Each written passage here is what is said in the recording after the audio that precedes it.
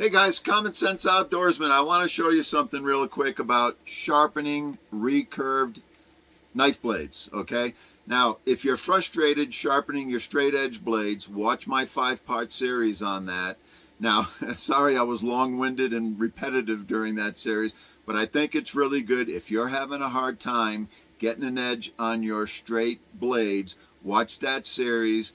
It's basic, it's long, but I think it'll help you understand some of the issues that you may be having with it and what you got to do to overcome it. Plus, watching that, a lot of the stuff I talk about, the tips and tricks in that, will spill on over to using a sharpening rod to sharpen recurve knives. And what do I mean by a recurve knife? This is my carry today. This is the Kershaw Blur, and you can see towards the here that's a recurved area, and it even has, come on, focus, and it even has a slight recurve area here. But how are you going to take care of those recurve areas and maintain those recurved areas? You're going to use a sharpening rod, okay? So look, this is simple. This is a simple, inexpensive Lansky. This is the Lansky 8-inch sharp stick, okay? That's about 800 grit. I'm going to show you the label it comes with. And it says medium grit there. I did some research, and I shows you on the back on some technique. We'll talk about that. Comes in a tube like this. Look, guys, when it comes to sharpening your knives, unless you're doing surgery, you don't need to go crazy and spend a ton of money on Japanese Waterstones, 1,000 grit, 2,000 grit, 4,000 grit, 6,000, go through all that process. Look, unless you want to take your knife and hold it in the air and cause it to split the hairs of the, you know, your neighbors around you, typically you're not going to need that. If it's for an outdoor knife, a hunting knife, whatever, all you need is around 1,000 grit.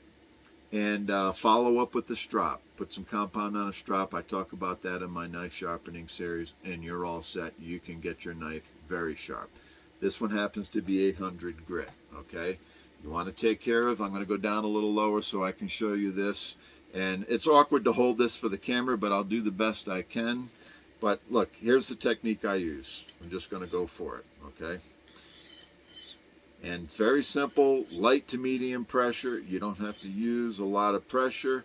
If your edge is already the way you want it and you just want to touch it up and it needs a little bit more than a strop, that's all you're going to do. Look, the instructions on that card says different ways to do it. It says put your stick on the table and you can go like this. I don't like that. I think the best way to learn to sharpen a knife is to do it freehand. It'll be quick, it'll be easier. You're going to do it by sight and sound, okay? Sight and sound. It takes practice, guys. You're not going to be a pro. You could also do it this way. Hold the rod straight, okay, and just go like this with your knife. Very important. See that tip? If you don't want to round that tip off, make sure you fly off the tip, okay? Watch this. You go along, and when you get to the tip, fly up. Fly up. This way, fly up. If you keep pressure on it and you go down over that tip, you're going to round that tip off. You don't want to do that. So fly up. Very easy, simple. I'm doing this by sight, by feel and sound. I can do it without looking at the blade, okay? Depending on what I want to do with my knife, you can feel for the edge. You can learn what it sounds like. Say if I wanted to take the angle down a little bit more, you can feel for when you're on that, when you're on the grind, when you're on that shoulder and not on the edge. You can feel for that. Guys, it just takes practice, okay? Do it this way. Freehand, get yourself this rod. It's inexpensive. I think it's about 15 to 20 bucks now. Back in the day, it was around 10. And very easy. You're going to learn to do that by feel and sound. If you drop this rod at ceramic, it's going to break. When it breaks, save the little pieces. You'll have little sharpening rods, okay? All right. If you wanted to take care of the front portion of a knife on a stone, you can do that.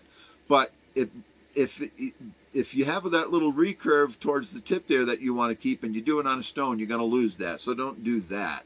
But you could work the front part of it on a stone if you want, and then just get the recurve section towards the back. with your sharpening rod. If you needed to do a little reprofiling on your edge, or you want to take your edge down, they also make diamond rods. Smith's makes one. I think it's 25, 30 bucks, and it's an oval shaped rod. I have one. I can't find it. I think it's in my other RV, but that's a good tool to use. They also make ceramic. These are Smith rods, and these are kind of cool.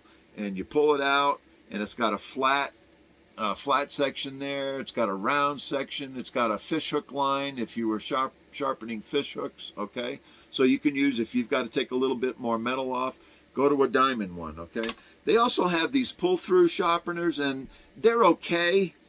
Problems with those, let me take out this fixed blade knife with the recurve. If your knife edge angle doesn't match what that is, it's not going to do you much good. But anyways, you could just pull it through on a recurve section, and if it's the right angle for the edge angle you have on your knife, it could work. I use these sometimes. This has a little diamond, little cone-shaped rod that you could use also, and that's kind of better for serrations. But really, the best way to do it, guys, learn freehand. Takes a little bit of time. It's like riding a bike, but once you get it, you'll be happy you got it, okay? Remember, fly off that tip so you don't dull your tip, okay? So that's how you're going to handle a recurved knife. Yeah, these rods are inexpensive. You don't have to go crazy. You don't have to spend a lot of money. I want to show you high value ways of doing things. I've been using these Lansky rods for a long time. You know, put the rod to your recurve section. After you're done with the rod, go ahead and take a strop to it, strop it a little bit, and you're all set, okay? And your knife is going to be good for any kind of utility outdoor tasks that you're going to want to do. All right, guys, I just want to keep this short. I hope that was good for you. Like I said, if you are frustrated with sharpening your straight edge knife, watch my knife sharpening series, and I think that'll help you out a lot. Okay? Thanks for watching, guys. Common Sense Outdoorsman. We'll talk to you later.